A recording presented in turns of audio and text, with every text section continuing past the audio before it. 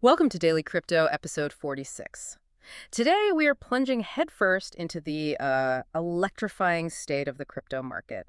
We're zeroing in on the significant price movements we've seen recently, and crucially, what fundamental forces are, well, propelling them. Our mission with this deep dive, which we've curated specifically for you, is to peel back the layers on the latest surges, the unexpected breakthroughs, and, the underlying trends shaping this dynamic world of digital assets. Okay, let's unpack this. There's been some serious attention-grabbing movement in the crypto space. Oh, indeed. Serious is one word for it. The market isn't just buzzing, it feels like it's properly roaring back to life. Roaring back, yeah. And it's showcasing not just, rapid growth, but also these critical shifts in how digital assets are perceived, adopted, and ultimately used by a much broader audience now. It's a fascinating time to be watching this whole ecosystem. Absolutely. And when we talk about roaring back, we have to kick things off with Bitcoin, right? Yeah. Its ascent has been, well, nothing short of unstoppable lately. Unstoppable's right. We saw it sprint past $122,000, then quickly set a new all-time high above $120,000, and then almost immediately surge even further to $123,000. That's not just a climb, it's relentless. It really is. And what's truly insightful about this climb, beyond just the numbers, is the context. Yeah. Bitcoin has actually outpaced gold as 2025's top-performing asset. Overtaken gold. Wow. Yeah, and this isn't just a statistical blip. It speaks volumes about a shifting investor mindset. Amidst all this persistent geopolitical turmoil and the ongoing economic uncertainties globally, Right. we're seeing capital flow into these so-called unproductive assets. Things like gold, or now Bitcoin, at, well, an unprecedented rate. So people are looking for safety, but maybe in new places. Exactly. It raises this profound question.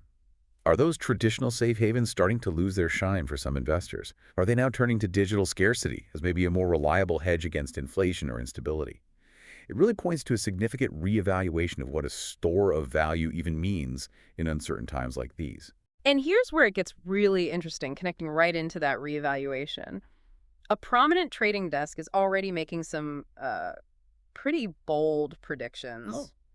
What are they saying? They're suggesting Bitcoin could realistically test the $130,000 to $150,000 range by the end of the year. Wow, 150K, that's ambitious. It is. Of course, they hedge that a bit, saying it depends on macro winds cooperating, but still that kind of forward-looking sentiment backed by the current momentum really fuels the excitement, doesn't it? Definitely. But with this dramatic upward movement, there's also been intense volatility. We saw one bearish Bitcoin trader suffer a staggering $92 million loss. Ouch, 92 million. And across the entire market, that surge wiped out $426 million in short liquidations. Just gone. That's a massive amount of capital changing hands almost instantly. It undeniably underscores the incredibly high stakes in this market and, frankly, the power of leverage. Yeah, leverage plays a huge part. While it's exhilarating if you're correctly positioned, these rapid price swings can be absolutely devastating for others. The sheer scale of those liquidations, hundreds of millions in just one surge, it just reveals how much leverage is actually at play. So it's not just long-term holders? Not at all. It's a clear signal the market isn't just attracting long-term believers, but also very aggressive short-term speculators. And that naturally contributes to its inherent volatility. This kind of rapid unwinding of positions can really amplify price movements both up and down. And it's crucial to note, like you said, it isn't solely a Bitcoin story. While Bitcoin definitely spearheads the charge, we're seeing some really impressive gains across the entire altcoin spectrum, too. The whole market seems lifted. Yeah, like XRP, for instance, is up 5.32%. Dogecoin, which always seems to find its way back into the spotlight, is up 4.37%. DOGE making moves again. Always. Stellar's seen a considerable jump, 10.70%. Sui is leading that pack, though, with an impressive 13.80% gain. Hedera is up 10.05%, and even Shiba Inu has added 4.16%. These aren't just minor fluctuations. No, those are significant moves across a pretty diverse range of assets. And what's particularly telling here is how these widespread gains suggest a broader market confidence. It potentially signals a risk-on sentiment spreading beyond just Bitcoin. Right, like money flowing outwards. Exactly. For Dogecoin, its rally isn't just random. It's attributed to a late session surge and, interestingly, a notable return of what we call whale activity. Yeah. Large holders making significant moves. That suggests renewed strategic confidence from some major players there. Whales are back in DOGE. Seems like it. And similarly for Aptos, its gains followed a high-volume bullish breakout, suggesting strong conviction behind its specific developments. These aren't isolated incidents, they feel interconnected. This kind of broad-based momentum where you see established coins and emerging projects getting substantial interest, it indicates that capital isn't just consolidating in Bitcoin, it's actively exploring opportunities across the whole digital asset landscape. So when you see this kind of broad market excitement, what does it make you wonder about the overall health and the future direction of the crypto space? Well, for me, it really highlights that the entire ecosystem is maturing. It's moving past just reacting solely to Bitcoin's price swings. It feels like a more integrated, maybe more robust market overall. Yeah, I think that's a good way to put it. And that naturally brings us to institutional adoption. We've moved well beyond this just being a retail-driven thing, haven't we? Oh, absolutely. The narrative has undeniably shifted. It's no longer some niche curiosity. It's becoming a legitimate asset class that's commanding serious attention from traditional finance. And a prime, very tangible example of this is BlackRock's iShares Bitcoin ETF, IBIT. It recently surged past an astonishing 700,000 Bitcoin held. 700,000 Bitcoin. Just think about that number. It's huge. And considering the magnitude of BlackRock as an institution, that represents an incredible flow of capital, right? Incredible is the word. Yeah. And if we connect this to the broader picture, it's not just a clear signal of mainstream finance integrating with crypto, it's fundamentally reshaping the investment landscape for digital assets. Reshaping how? Well, IBIT has become the third largest revenue driver among nearly 1,200 funds managed by BlackRock. Third largest out of 1,200. Exactly. Think about that for a moment. Yeah. A brand new product in a relatively, let's face it, nascent asset class is outperforming centuries-old investment strategies in terms of revenue generation for one of the world's largest asset managers. That's actually mind-blowing when you put it like that. It is. This isn't just legitimization. It's a structural transformation happening right before our eyes. It means new avenues for institutional capital, for pension funds, for wealth managers to gain exposure to Bitcoin in a regulated, familiar wrapper. That was previously a huge barrier to entry. Right. The ETF structure makes it easier for them. Precisely. This is moving digital assets from the fringes right into the core of diversified investment portfolios. And the integration isn't just about ETFs bringing traditional investment money into crypto. We're also seeing blockchain technology itself finding some truly incredible practical applications within traditional industries, moving far beyond just speculation. Real-world use cases are key. Exactly. Take, for instance, this Japanese real estate firm Gates. They are tokenizing $75 million worth of Tokyo property on the Oasis blockchain. Tokenizing real estate, interesting. Yeah, and this isn't just some experimental project. It's specifically aimed at simplifying complex property transactions for foreign buyers. They're using blockchain to overcome those traditional legal and regulatory hurdles that often make international deals so cumbersome and slow. That's real, tangible utility solving real-world problems. And that raises an important question for you, the listener. How are these concrete developments paving the way for broader adoption? How are they demonstrating the undeniable utility of blockchain beyond just pure speculation? Tokenizing real estate, like you mentioned, could dramatically streamline processes that are traditionally complex, slow, and incredibly expensive. Makes sense.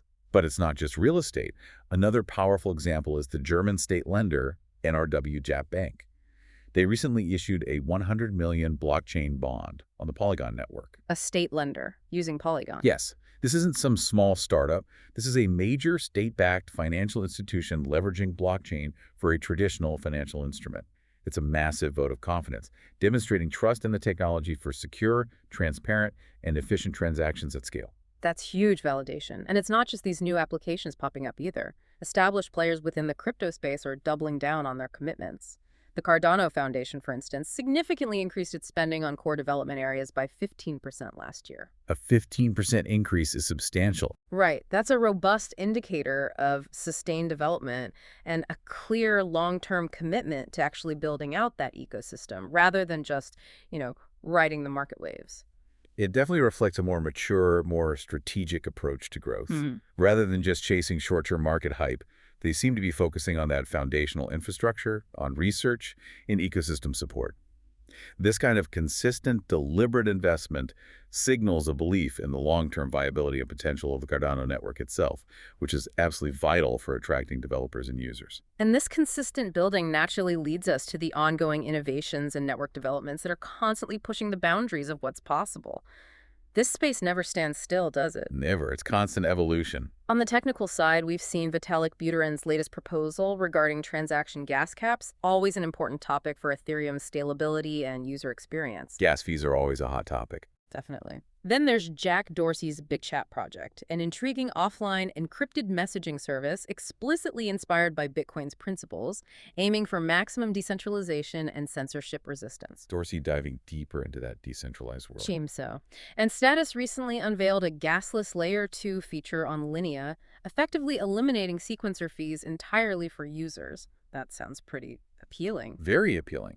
And these aren't just technical tweaks, they really embody evolving philosophies and offer practical solutions for a more user-friendly, more robust digital future. Buterin's gas cap proposal, for instance, aims to optimize network efficiency and cost.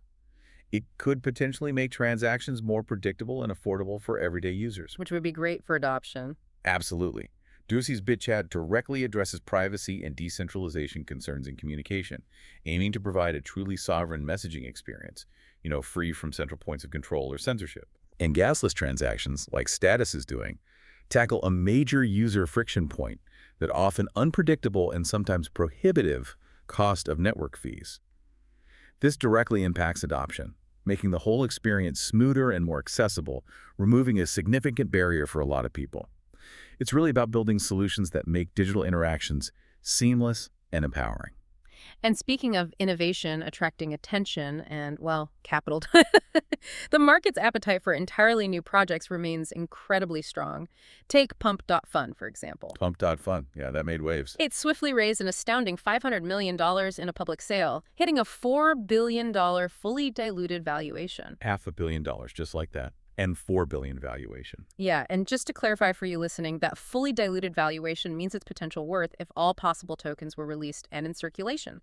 All 125 billion tokens were sold at 0.0004 each, though they were initially frozen for up to 72 hours. Still, that's an incredibly rapid capital raise for a relatively new project. It truly highlights the market's almost insatiable appetite for novel, innovative projects, even at what seem like very high valuations. The sheer speed of that capital infusion into Pump.Fun, despite the initial token lockup, suggests a strong belief in its unique approach and maybe the novelty it brings to the meme coin space specifically. Right, it's in that meme coin arena. It is. And it indicates that investors are still actively scouting for the next big thing and are clearly willing to commit substantial capital when they perceive value and, perhaps more importantly, potential for rapid growth. It also underscores the power of community and viral adoption in this particular segment of the market. Okay, so we have all this innovation, all this growth, huge valuations. But navigating all this inevitably comes with its own set of challenges, doesn't it? Particularly on the policy and regulatory front. Ah, yes, the regulatory undercurrents. It's a constant, often complex factor in the crypto world that impacts basically everything we've just discussed. Absolutely. As the space gains more visibility, as traditional institutions get involved, the scrutiny inevitably intensifies from regulators and legal frameworks all around the world. It's unavoidable. And we've seen some compelling recent news highlighting these regulatory complexities. For instance, Trump collaborator Bill Zanker recently downplayed what he called a wallet kerfuffle. A kerfuffle? Yeah, claiming he's still in good graces despite receiving a cease and desist just weeks prior, all while still teasing an upcoming Trumpaloo mobile game. Now, this isn't about taking political sides at all. No, absolutely not. We remain neutral. But it just illustrates how deeply intertwined and sometimes, frankly, messy the crypto space can become with established political figures and their various endeavors. It really showcases the challenges of applying existing rules to these new decentralized technologies. Right. And these incidents really underscore the ongoing difficulties of integrating crypto with established political and legal frameworks. It requires extremely careful navigation from all parties involved. It's this constant dynamic tension between fostering innovation and at the same time ensuring consumer protection and market integrity. Finding that balance is tricky. It is. We've also seen the Indian crypto exchange, CoinDCX, having to publicly deny allegations of moving user funds, especially after similar accusations were leveled against WazirX. This just highlights the crucial need for absolute trust and transparency in how exchanges handle user assets. That's paramount. Absolutely critical. And then there's Robinhood, currently being probed by Florida's Attorney General's office over allegedly deceptive crypto pricing claims. So on one hand, we have this incredible pace of innovation and adoption, and then on the other, this broad spectrum of issues cropping up from political entanglements to really crucial consumer protection concerns. Precisely. It's a powerful reminder that as the market matures and gains more mainstream visibility, regulatory oversight doesn't just intensify. It becomes fundamentally critical for all participants, ensuring fair pricing, robust protection for user funds, crystal clear communication. These are rapidly becoming non-negotiable standards for the entire industry as it strives for broader acceptance and integration. It's really about building trust in an environment that, let's be honest, has historically been viewed with a fair bit of skepticism. Building that trust is key. And on that note of building trust and understanding the foundations, I want to pivot to a really fascinating fact that takes us right back to the very origins of Bitcoin. It's about its mysterious creator, Satoshi Nakamoto. Did you know that Satoshi Nakamoto, the enigmatic figure behind Bitcoin, is almost the world's 10th richest person? Almost the 10th richest, just from the early mining? Just from the early mining, yes, Yeah. based on the estimated holdings. Wow. And this isn't just some quirky fact for trivia night.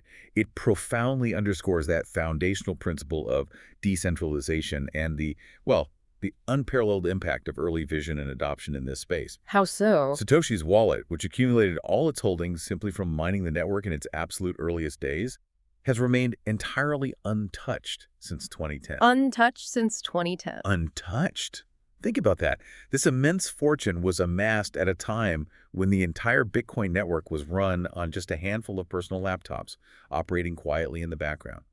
The fact that those holdings, now valued in the billions, remain completely dormant speaks volumes about Bitcoin's initial ethos. Right. It suggests an idea that wasn't primarily about personal wealth accumulation, but about creating a new, truly decentralized financial system, independent of any central authority. A very different motivation, perhaps. Perhaps it's a powerful testament to the purity of its original intent, maybe, and the sheer power of a groundbreaking idea to ignite a global movement from such humble beginnings. It's an incredible part of the story. So, what does this all mean for you as someone listening who's curious about this rapidly evolving landscape? It really means we're in a truly unique and transformative period, doesn't it? Witnessing history unfold in real time. Indeed. We've covered a lot today. We've explored a crypto market experiencing significant price surges, propelled by increasing institutional adoption that's genuinely reshaping traditional finance, demonstrating practical, real-world utility in industries from real estate to banking, and constantly being driven forward by continuous technological innovation. And all of this is happening while the space simultaneously navigates an increasingly complex and evolving regulatory environment. It's a powerful, multifaceted combination of forces all at play simultaneously. It really is. So here's a final thought for you to consider. As digital assets continue to weave themselves deeper into our financial fabric and indeed into aspects of our daily lives, consider how the very concept of value itself is being redefined. Redefined beyond just price. Exactly. It's not just about the price tag of an asset anymore, but perhaps equally about its utility, its accessibility, and that ongoing profound quest for true decentralization and individual financial sovereignty. What new forms of value will emerge next in the space? And how might they fundamentally reshape our future interactions with money, with data, and even with each other?